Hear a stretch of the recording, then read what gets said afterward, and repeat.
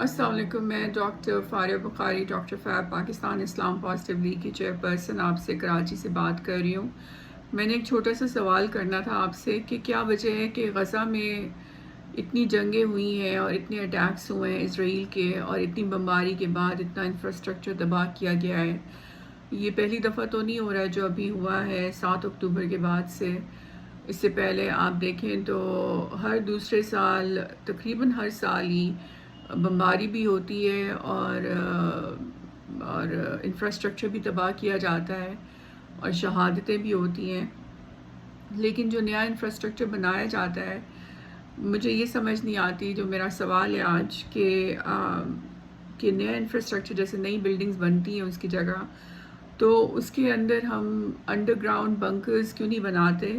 کہ جس کے اندر جب بمباری کا خطرہ ہو تو بچے اور سویلینز چلے جائیں اور پناہ لے لیں، تاکہ اگر بلڈنگ تباہ بھی ہوتی ہے تو ان کی زندگیاں بچ جائیں. اب اس وقت جتنی بمباری کی وجہ سے جتنے بچوں کی اور سویلینز کی شہادتیں ہوئی ہیں وہ ملبے میں دبنے کی وجہ سے ہوئی ہیں اور ٹراما کی وجہ سے ہوئی ہیں. اور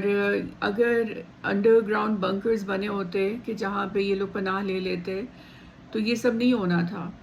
کہ جب آپ کو پتہ ہے کہ پچھلے 5 مہینوں سے بمباری نان سٹاپ ہو رہی ہے، ہر روز وہاں پہ بمباری ہوتی ہے،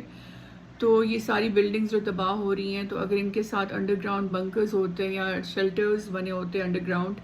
تو وہاں پہ یہ لوگ پناہ لے سکتے تھے اور بمباری میں ان کی اس طرح سے شہادت نہیں ہوتی. تو اب دوبارہ سے غزہ کو بنانا ہے تو یہ انڈر گراؤنڈ بنکرز بنانے بہت ضروری ہیں. ہر بلڈنگ کے نیچے ایک پوری بیسمنٹ ہونی چاہیے جس کے اندر کہ تمام لوگ پناہ لے سکیں کہ جب بھی بمباری کا خطرہ ہو، جب بھی اٹیک کا خطرہ ہو. تو یہ میں نے چھوٹی سی بات کرنی تھی کہ یہ ایسا انہوں نے کیوں نہیں کیا اور کس وجہ سے نہیں کیا، اور کیا اس میں کیا ریزن ہے کہ اتنی دفعہ ری بلڈ کرتا ہے غزہ اپنے آپ کو اور بمباریوں کے بعد، لیکن انڈر گراؤنڈ بنکرز اور انڈر گراؤنڈ شیلٹرز کو بلڈ نہیں کیا جاتا کہ جہاں پہ آپ کو پتہ ہے کہ یہ ایک کانفلکٹ زون ہے کہ جہاں پر نسل کشی کے لیول تک بمباری کی جا رہی ہے. تو مجھے نہیں سمجھ آ رہی کہ بیسمنٹس کیوں نہیں بنائی گئی. ٹھیک ہے، جو حماس کی ٹنلز ہیں اور جو ٹنلز استعمال ہو رہی ہیں ان کو رسپونڈ کرنے کے لیے ریزسٹنٹ موومنٹ کی طرف سے، وہ الگ چیز ہے، لیکن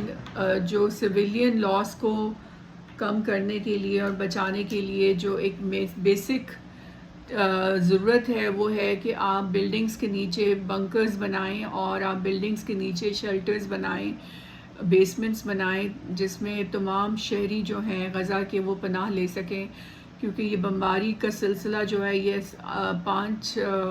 مہینوں سے پہلے تو نہیں شروع ہوا، یہ تو کانسٹنٹلی بمباری ہو رہی ہے. اور دوسری بات، انٹیلیجنس جو ہے مجھے یہ سمجھ نہیں آتی کہ ہم غزہ کی جو انٹیلیجنس ہے، مسلمان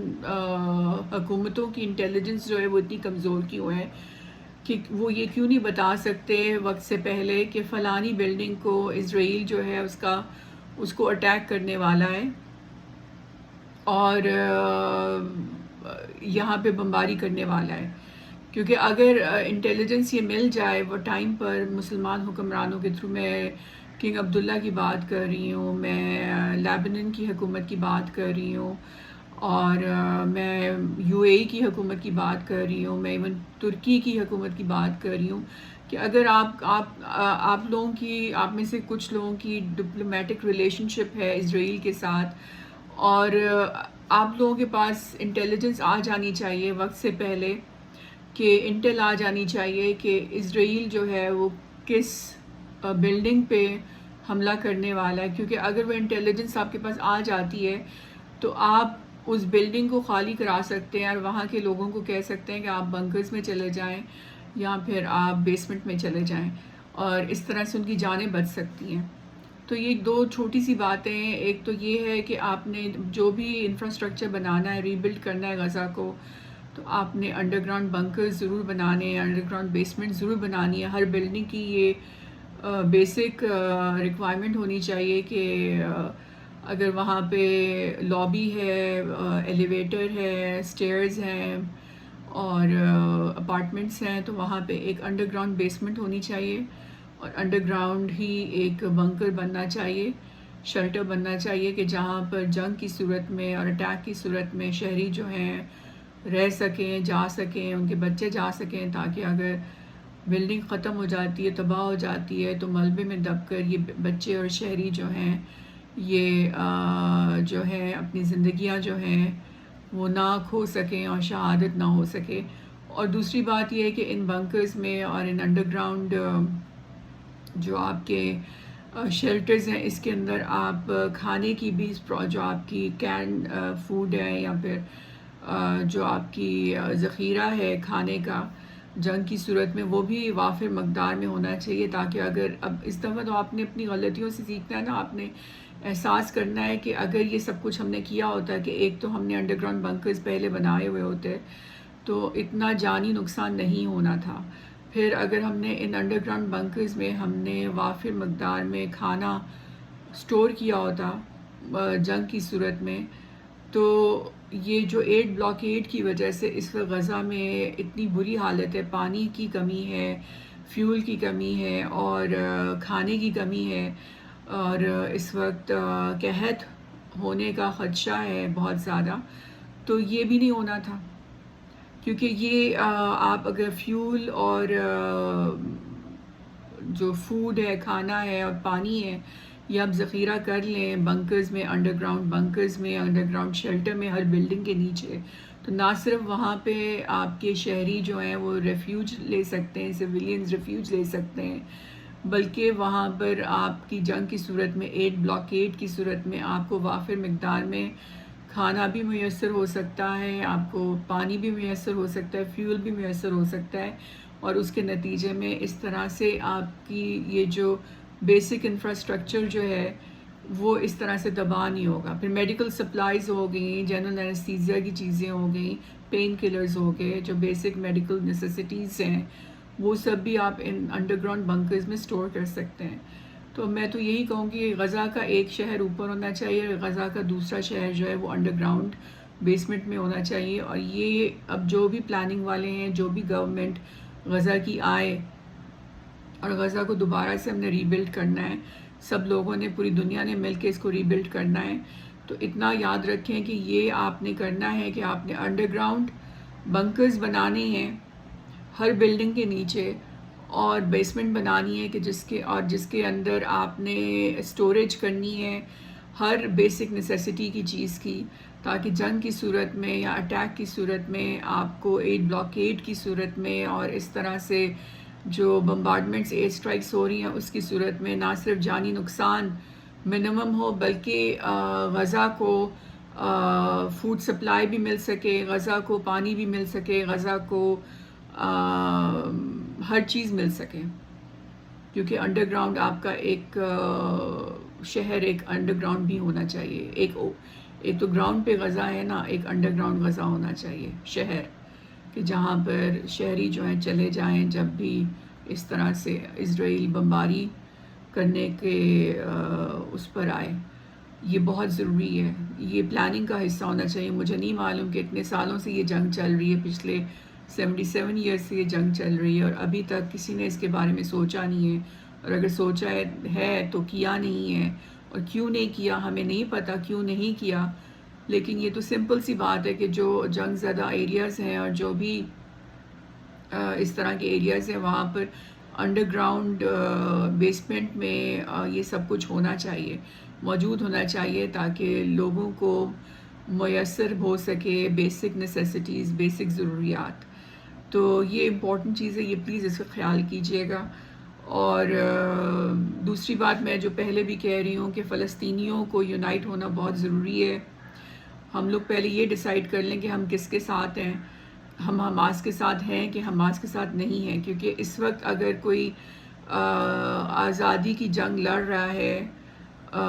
ہتھیاروں کے ساتھ، جو غزہ کے معصوم شہریوں کی سیلف ڈیفنس میں لڑ رہا ہے، تو وہ صرف حماس ہے۔ حزب اللہ تو صرف باتیں کر رہا ہے، حزب اللہ تو صرف خاموشی سے دیکھ رہا ہے، حالانکہ حزب اللہ کو کتنی ایڈ ملتی ہے صرف اور صرف اس وجہ سے کہ وہ اسرائیل کے خلاف لڑے، لیکن اب جب لڑنے کا ٹائم ہے تو حزب اللہ کی طرف سے کوئی خاطر خواہ ایکٹیویٹی نہیں ہو رہی ہے، اور بلکہ یہی کہا جا رہا ہے کہ حزب اللہ آگے نہیں آ سکتا کیونکہ ورنہ اسرائیل لبنان کو تباہ کر دے گا۔ لیکن میں یہی کہوں گی کہ اگر یہی مصلحتوں میں ہی پڑے رہے تو آپ کا 31,000 سویلین جو ہے وہ شہید ہو چکا ہے، اور 8 بلاکیڈ الگ لگا ہوا ہے، اور اب قحط کا ٹائم آ رہا ہے، تو مطلب حزب اللہ کس چیز کے انتظار میں بیٹھا ہوا ہے، اور حماس کو اکیلا چھوڑ دیا گیا ہے، اور ایسے بھی فیکشنز کے جنہیں اس جہاد میں حصہ لینا چاہیے پوری مسلمان دنیا میں سے، وہ بھی مصلحتاً خاموش ہیں۔ تو کس مصلحت کے انتظار میں آپ لوگ خاموش ہیں، مجھے نہیں سمجھ آ رہی ہے۔ ایران جو ہے، میں ان کو کرٹیسائز نہیں کر رہی، لیکن مجھے ایک طرح سے دکھ ہے، ڈس اپوائنٹمنٹ ہے کہ وہ صرف اور صرف ہوتھیوں کے کندھے پر بندوق رکھ کے چلا رہے ہیں، اور خود میدان میں جیسے انہیں اترنا چاہیے تھا، کیونکہ ان کا جو ایک نہ صرف سیاسی بلکہ ایک جو ریلیجس نعرہ ہے وہی اسرائیل کے خلاف ہے۔ وہ اپنے الیکشنز ہی جیتتے ہیں اسرائیل کے خلاف نعرے لگا کر۔ ترکی میں بھی یہی سچویشن ہے کہ اسرائیل کے خلاف نعرے لگا کر سیاست میں الیکشنز جیتے جاتے ہیں، لیکن اب جب کچھ کرنے کا وقت آ گیا ہے تو ہم صرف باتیں دیکھ رہے ہیں، ہم صرف مصلحت دیکھ رہے ہیں، ہم کوئی کارکردگی نہیں دیکھ رہے کہ جس سے ہم غزہ کے بچوں کو بچا سکیں۔ تو میرے پاس تو نہ ہتھیار ہیں، نہ میرے پاس کوئی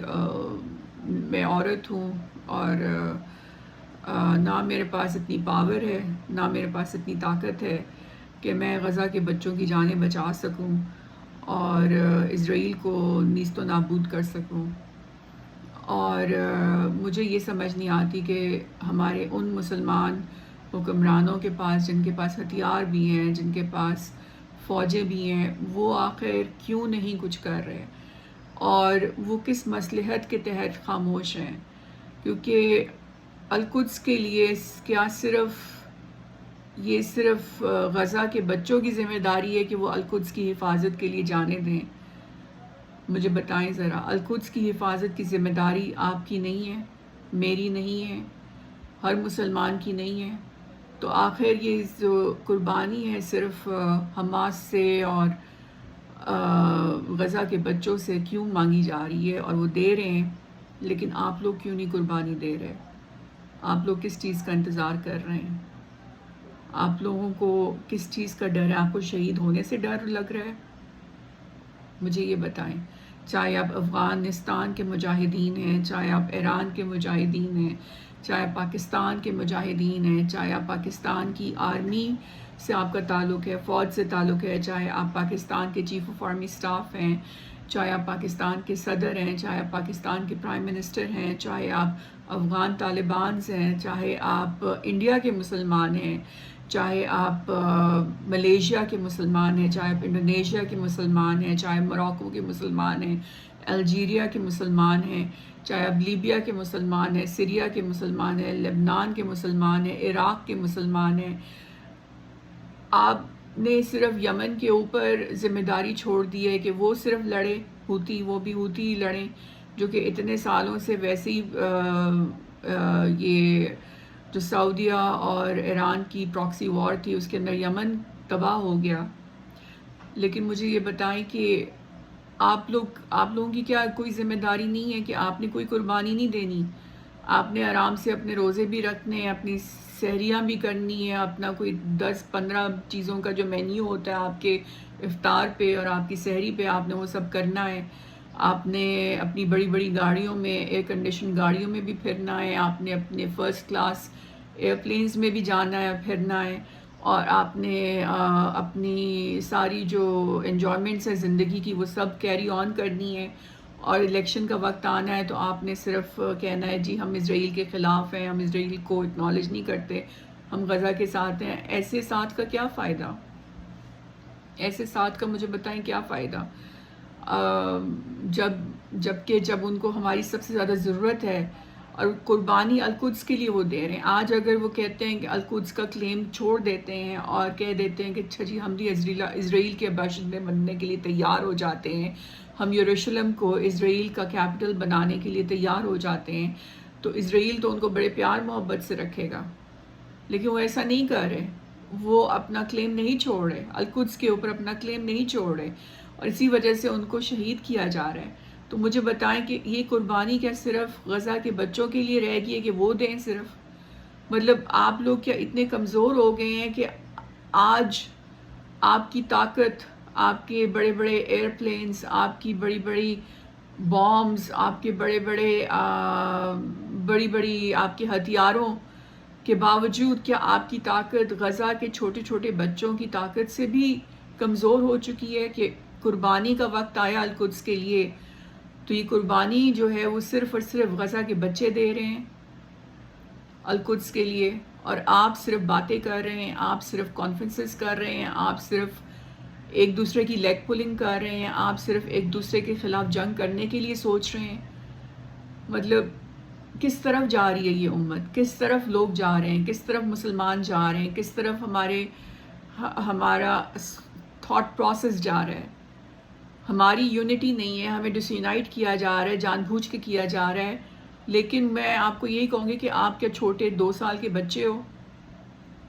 کہ کوئی آپ کو ڈس یونائٹ کرنے کی کوشش کرے اور آپ اپنے آپ کو ڈس یونائٹ ہونے دو؟ مجھے یہ سمجھ نہیں آتی ہے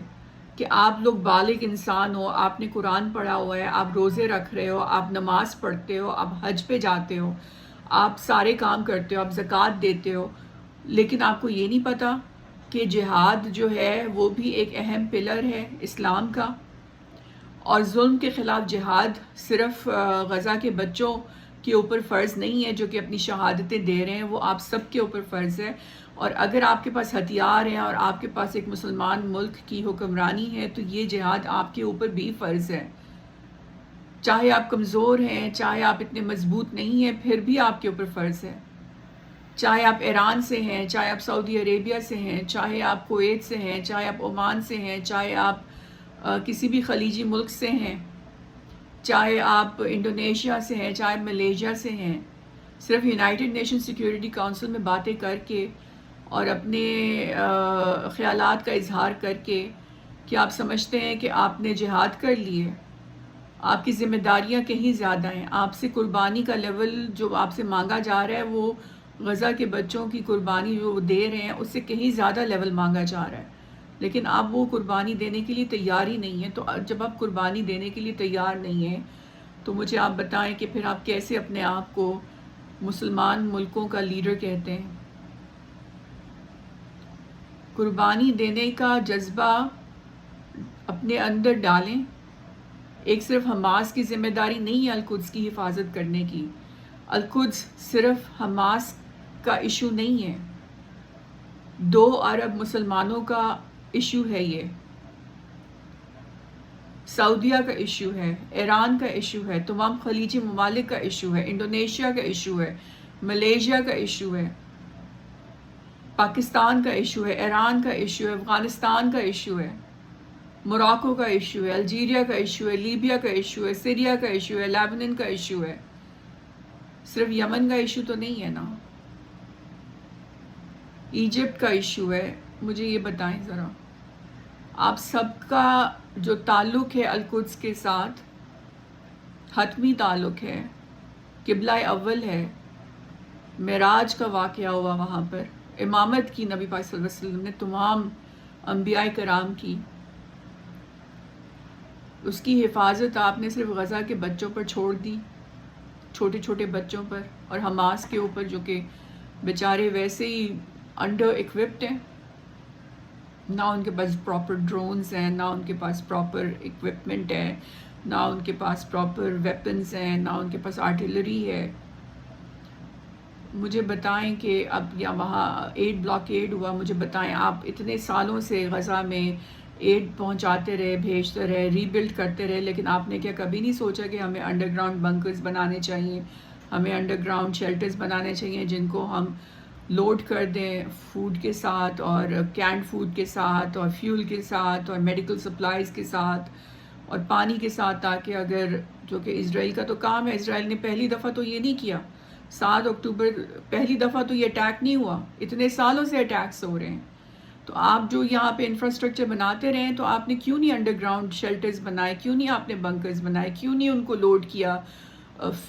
فیول کے ساتھ اور میڈیکل سپلائز کے ساتھ اور فوڈ کے ساتھ، تاکہ آج اگر 8 بلاکیڈ کر بھی رہا تھا تو قحط والی حالت تو نہ ہوتی. اور اتنا 31,000 بندہ جو کہ ملبے کے اندر دب کے شہید ہوا ہے، یہ تو نہیں ہوتا نا. مطلب آپ لوگ سمجھدار لوگ ہیں، آپ لوگ پڑھے لکھے لوگ ہیں، آپ لوگوں کا اتنا تجربہ ہے، تو آپ جب ایڈ بھیج رہے تھے، جب آپ نے ری بلڈ کیا تھا غزہ کو بار بار، تو آپ نے یہ سب کچھ کیوں نہیں سوچا؟ اور پھر اس کے بعد آپ کو انٹیلیجنس کیوں نہیں مل رہی ہے؟ اگر اسرائیل کی ایمبیسیاں جو ہیں یا کانسلیٹس جو ہیں آپ کے ملکوں کے اندر ہیں، تو آپ کو یہ پراپر انٹیلیجنس کیوں نہیں مل رہی، انٹل کیوں نہیں مل رہی کہ اسرائیل کون سی بلڈنگ پہ کب حملہ کرنے والا ہے؟ کیونکہ اگر آپ کو انٹیلیجنس ان ٹائم مل جائے تو آپ وہاں کے لوگوں کو بچا سکتے ہیں. ایک حملہ ہوتا ہے اور 100 بندہ شہید ہو جاتا ہے ایک حملے میں. تو آپ بچا نہیں اگر آپ کو انٹل مل جائے تو آپ پہلے سے وہ وہاں پہ سب کو بتا دیں انڈر کور کہ بھئی آپ نے اس جگہ نہیں جانا، یہاں پہ اٹیک ہونے والا ہے. ایسا ابھی تک کسی نے کیوں نہیں سوچا؟ یہ سائبر سیکیورٹی کا زمانہ ہے، یہ سائبر جو ہے اس وقت آپ کی ساری انٹیلیجنس جو ہے وہ ہیکبل ہے. ٹاپ کی آپ کے انفارمیشن ٹیکنالوجی کے ایکسپرٹس بیٹھے ہوئے ہیں مسلمان ملکوں میں. میں نہیں مانتی کہ آپ کو انٹیلیجنس نہ مل سکے کہ جی اسرائیل جو ہے وہ کون سی بلڈنگ پہ حملہ کرنے والا ہے. 2 منٹ کا کام ہے آپ کے لیے. آپ کو پتا ہو کہ اس نے وہاں پہ حملہ کرنا ہے، آپ وہاں کے شہریوں کو، وہاں کے رہنے والوں کو کہو کہ آپ نے بنکرز میں چلے جانا ہے، تاکہ بلڈنگ گرائے بھی تو بچوں کی شہادتیں نہ ہوں اور شہریوں کی شہادتیں نہ ہوں. بنکرز بنے ہوئے ہوں، بنکرز میں آپ کے لوڈڈ ہوں with food supplies, with health supplies, with fuel, تاکہ یہ سارا مسئلہ ختم نہ ہو. ایک انڈر گراؤنڈ سٹی آپ نے بنانا ہے غزہ کے نیچے، تاکہ آپ اس سارے ڈیمیج سے بچ سکیں. کیونکہ آپ کا دشمن کو تو اب کوئی شرم رہ ہی نہیں گئی نا، شرم و حیا ختم ہو چکی ہے. وہ تو کہتے ہیں یہ جانور ہے، ہم نے جانوروں کو ختم کرنا ہے. وہ آپ کو جانور سمجھتے ہیں کیونکہ آپ اللہ کا نام لیتے ہیں، نبی پاک صلی اللہ علیہ وسلم کا نام لیتے ہیں. اور بات القدس سے شروع ہوگی اور خانہ کعبہ تک جائے گی، یہ بھی سن لیں آپ. جو ہمیں جانور سمجھتے ہیں، اگر غزہ کے بچوں کو جانور سمجھتے ہیں تو آپ کے بچوں کو بھی جانور سمجھتے ہیں. ترکی کے بچوں کو بھی جانور سمجھتے ہیں، سعودی عربیہ کے بچوں کو بھی جانور سمجھتے ہیں، پاکستان کے بچوں کو بھی جانور سمجھتے ہیں، ایران کے بچوں کو بھی جانور سمجھتے ہیں. وہ افغانستان کے بچوں کو بھی جانور سمجھتے ہیں. افغانستان کا تو ویسے ہی انہوں نے ڈیسیمیٹ کارپیٹ بامب کیا ہوا ہے. جو غزہ کے ساتھ ہوا ہے وہ افغانستان کے ساتھ بھی انہوں نے کیا ہے، عراق کے ساتھ بھی کیا. عراق میں 1 ملین بندہ شہید ہوا ہے ان کی جینوسائیڈ کی وجہ سے. تو ان کے لیے آپ سب جانور ہیں. میری بات سنیں، یہ آپ کو میں سمپل سی بات کر رہی ہوں. آپ کا دشمن آپ کو جانور سمجھتا ہے، ٹھیک ہے، اور آپ کو ایلیمینیٹ کرنا چاہتا ہے، ابلیٹریٹ کرنا چاہتا ہے، آپ کا خاتمہ کرنا چاہتا ہے. آپ کیا کر رہے ہیں؟ آپ کیا کرنا چاہتے ہیں؟ غزہ میں ایک انڈر گراؤنڈ سٹی بننا چاہیے، جو کہ انڈر گراؤنڈ شیلٹرز ہوں، انڈر گراؤنڈ بنکرز ہوں. ایک تو ریزسٹنٹ موومنٹ پیلسٹائن کی جو چل رہی ہے حماس کی، وہ بیچارہ اکیلا لگا ہوا ہے، اس کو آئسولیٹ مت کریں. میں نے پہلے بھی کہا تھا ایکنالج کیا جائے حماس کو. تمام مسلم ممالک جو ہیں وہ حماس کی لیڈرشپ کو بلائیں، ان کو موقع دیں کہ وہ اپنے حالات بتائیں. پاکستان کی نیشنل اسمبلی میں حماس کی لیڈرشپ کو بلانا چاہیے فوراً سے پہلے، اور ان کو موقع دینا چاہیے کہ وہ اپنے مسئلے مسائل بتائیں اور اپنے آپ کو ایکسپریس کریں. OIC میں حماس کو as a legit entity of Palestine honorary ان کو پوزیشن دینی چاہیے. حماس کو نیکسٹ گورنمنٹ جو بھی بنے گی پیلسٹائن کی اور غزہ کی، اس کا پارٹ بنانا چاہیے. یہ جو سیلف ڈیفینس ہے نا، فلسطینیوں کی جو کہ حماس کر رہا ہے، اس کو اگر آپ نے امریکہ کی باتوں میں آ کر، اسرائیل کی باتوں میں آ کر، زائنسٹ کی باتوں میں آ کر غیر قانونی قرار دے دیا نا آج،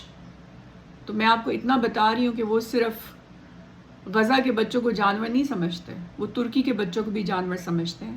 وہ پاکستان کے بچوں کو بھی جانور سمجھتے ہیں، وہ افغانستان، ایران، سعودی عربیہ، قطر، خلیجی ممالک کے بچوں کو بھی جانور سمجھتے ہیں، اور کل کو وہ جانور سمجھ کے نہ صرف غزہ تک محدود نہیں رہیں گے، وہ غزہ سے آگے بھی جائیں گے، القدس کو پہلے تباہ کرنے کی کوشش کریں گے، پھر وہ آئیں گے حجاز کی طرف، خانہ کعبہ کی طرف، مدینہ منورہ کی طرف۔ پاکستان پہ تو ابھی بھی پراکسی اٹیکس ہو رہے ہیں، روز ہو رہے ہیں، کل انہوں نے پھر گوادر پہ کوشش کی اٹیک کرنے کی۔ ہمیں سب کو پتہ ہے اس کے پیچھے کس کا پیسہ لگا ہوا ہے، کون کتنا سپورٹ کر رہا ہے، کہاں سے آ رہی ہے دہشت گردی، ٹی ٹی پی کا فائنانسر کون ہے، بی ایل اے کا فائنانسر کون ہے، ہمیں پتہ ہے، سب کو، دنیا کو پتہ ہے کہ اس کے پیچھے زائنسٹ لابی ہے، اسرائیلی لابی ہے، گریٹر اسرائیل پلان چل رہا ہے، اس کے پیچھے اخند بھارت ہندتوا پلان چل رہا ہے، اسلام دشمن قوتیں چل رہی ہیں پاکستان کو جو تباہ کرنا چاہتی ہیں۔ تو آپ کو جانور سمجھتے ہیں یہ، اور جانور سمجھ کے آپ کو ایلیمنیٹ، ابلیٹریٹ کرنا چاہتے ہیں، کاکروچ سمجھتے ہیں آپ کو، ایکسٹرمینیشن ان کا آپریشن ہے۔ تو آپ کا کیا رسپانس ہے؟ مصلحت، خاموشی؟ ہاں، غزہ کے بچے قربانی دے رہے ہیں، ان کو دینے دو، ہمیں قربانی نہیں دینی۔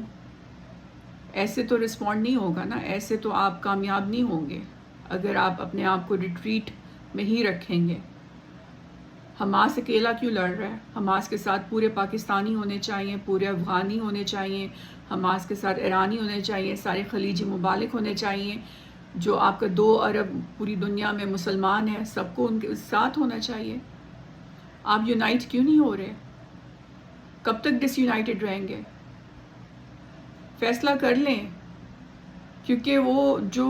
غزہ کے بچوں کو جانور کہہ رہے ہیں، وہ آپ کو بھی جانور سمجھتے ہیں، اور آپ کے ساتھ بھی انہوں نے وہی سلوک کرنا ہے جو کہ آج وہ غزہ کے بچوں کے ساتھ کر رہے ہیں۔ القدس کے اوپر قربانی دینے کا جو ذمہ داری ہے، وہ اول تو غزہ کے بچوں کی ہے ہی نہیں، کیونکہ وہ انڈر ایج ہیں، ان سے آپ نے کیا قربانی مانگنی ہے، لیکن وہ قربانی دے رہے ہیں، القدس کے لیے دے رہے ہیں، لیکن آپ لوگ کیا قربانی دے رہے ہیں؟ مجھے یہ بتا دیں۔ اللہ حافظ، السلام علیکم۔